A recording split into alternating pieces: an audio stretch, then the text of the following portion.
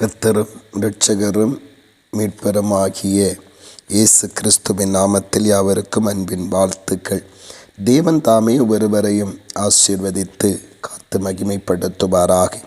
இந்த நாளுக்குரிய தியான வசனம் சங்கீதம் 68:3 வசனம். நீதிமான்களோ தேவனுக்கு முன்பாக மகிழ்ந்து களிகூர்ந்து ஆனந்த சந்தோஷம் அடைவார்கள் என்று சொல்லப்பட்டிருக்கிறது. இந்த இடத்துல இந்த சங்கீதத்தில் தேவன் தம்முடைய மகிமையுள்ள வல்லமையோடு கூட தம்முடைய ஜனங்களுக்காக அவர் பூமியிலே எழுந்தருளுவார் என்று ஆரம்பித்து, அந்த பூமியிலே எழுந்தருளுகிற தேவன் அவர் எழுந்தருளும்போது பூமியிலே சம்பவிக்கிற நிகழ்வுகள் என்ன என்பதையெல்லாம் இந்த சங்கீதம் விவரிக்கிறது. இந்த இடத்துல அந்த தேவன் எழுந்தருளுகிற அந்த நாட்களிலே பூமியிலே உருவாகிற அந்த மகிமையான காரியங்களும் பயங்கரமான காரியங்கள் நடுவிலேயே தேவனுடைய ஜனங்கள் அந்த நாட்களில் என்ன செய்வார்கள் என்று சொல்லியும் அவர் குறிப்பிடுகிறார்.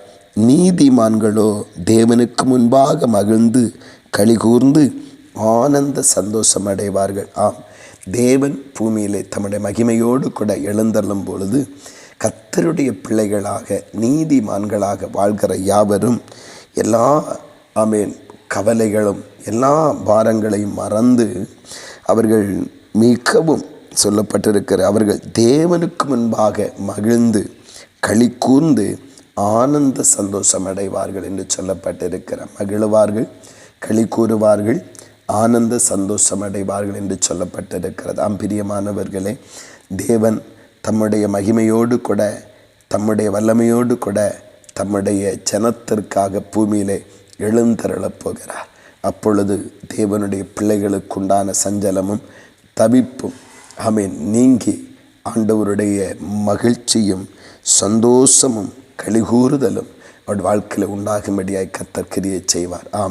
துக்க நாட்கள் முடிந்து, வேதனை நாட்கள் முடிந்து, அழுகையும் கண்ணீரும் நிறைந்த வாழ்க்கை முடிந்து, தேவனுடைய பிள்ளைகள் சந்தோஷித்து எல்லா பிரயாசங்களை மறந்து களிகூறுகிற கர்த்தர் எழுந்தருளுகிற அந்த நாளுக்காக நாம் எதிர்பார்த்து காத்திருக்கிறோம். தேவ சமூகத்திலே இன்னும் தேவ அன்பினால் நிறைந்து தேவ கிருபையை பற்றி கொண்டு அந்த மகிமையின் நாளுக்காக நாம் வாஞ்சிப்போம். அது மனிதனுடைய வார்த்தைகளினால் வர்ணிக்க முடியாத பெரிய மகிமை நிறைந்த நாளாக அந்த நாள் இருக்கிறது. பெரிதான உன்னதமான நாளாக அந்த நாள் இருக்கிறது. அந்த நாளுக்காக தேவன் எழுந்தருளுகிற நாளுக்காக நம்முடைய கவலைகள் எல்லாம் தீர்ந்து களிகூறுகிற நாளுக்காக நாம் அதிகமாய் வாஞ்சிப்போம். தேவனை நோக்கி காத்திருப்போம். கர்த்தரே அந்த மகிமையான நாளுக்குள் ஆச்சரியமாய் நடத்தி செல்வாராக. ஆமேன், ஆமேன். செபிப்போமா. அன்பின் பரலோக பிதாவே, நல்ல இந்த காலை நேரத்திற்காக ஸ்தோத்திரம் தகப்பனே.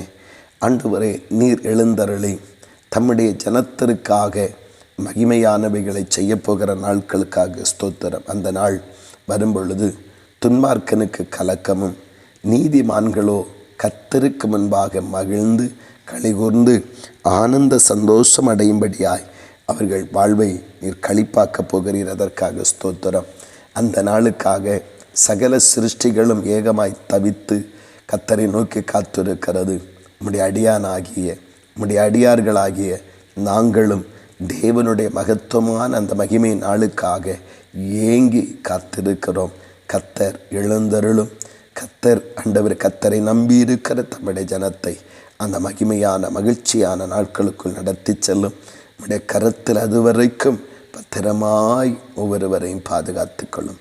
கிருபையும் சமாதானமும் கூட இருக்கட்டும். ஆண்டவருடைய நாமத்தினாலே வாழ்த்துகிறோம், ஆசீர்வதித்து ஜெபிக்கிறோம். ஜீவனுள்ள நல்ல பிதாவே.